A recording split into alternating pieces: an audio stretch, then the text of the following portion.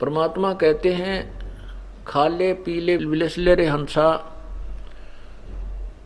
परमात्मा कहते हैं कि छोड़ दे पिछलों की रीत।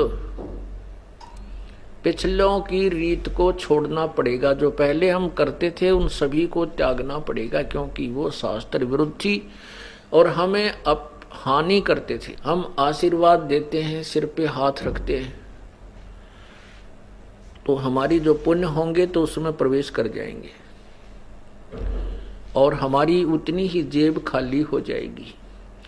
तो इसलिए ये भी हमने सतलोक चलने के लिए, क्योंकि हम बिल्कुल पुण्यहीन हैं और अपने पुण्यों को सुरक्षित रखने के लिए ऐसा भी नहीं करना है। अब क्या समस्या आती है कि जैसे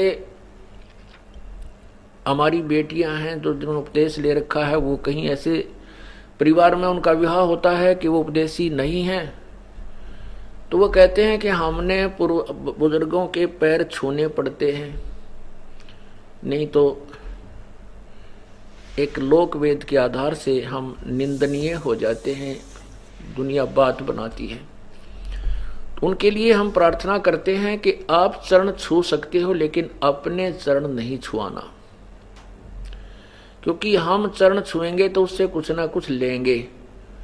मतलब हमारा वहां चरण छूने का उद्देश्य ये ना होना चाहिए कि ये मुझे कुछ दान दे या मुझे कोई आशीर्वाद दे, ऐसी भावना नहीं होनी चाहिए।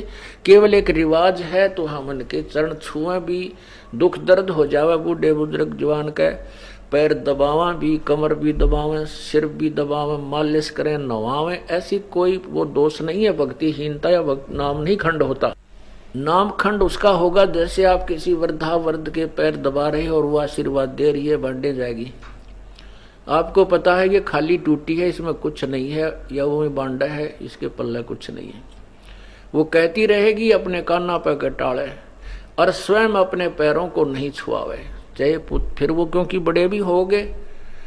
और ऐसे भी उपदेशी हैं जिनके बच्चों लड़कों का विवाह होता है, पुत्र वधू भी आती हैं, वो चरण छूने की चेष्टा करती हैं, तो चरण जितने वो झुके उनका आदर भी अनादर नहीं करे, वो चरण छूने की चेष्टा करें। आप भी उतना ही झुक के उसके हाथ पकड़ ले और सीने से लगा ले, आ मेरी बेटी।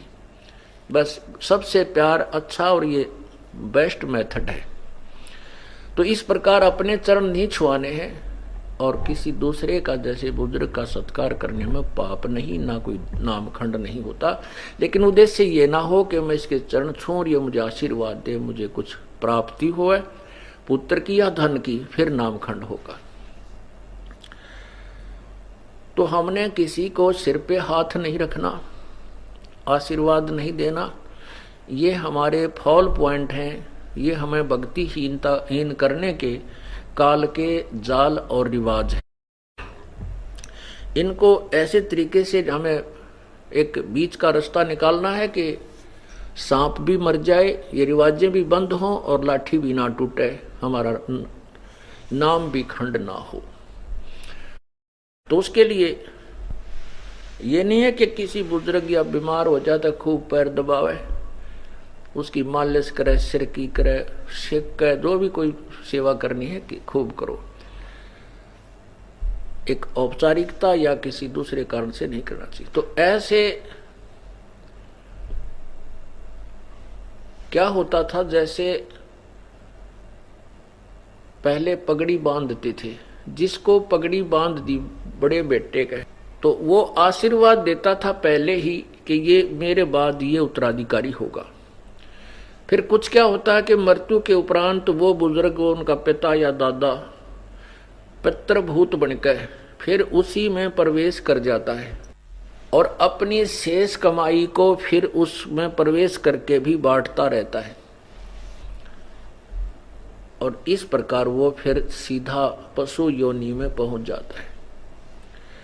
ये काल का जाल है, परमेश्वर कबीर देव ने हमें बताया है।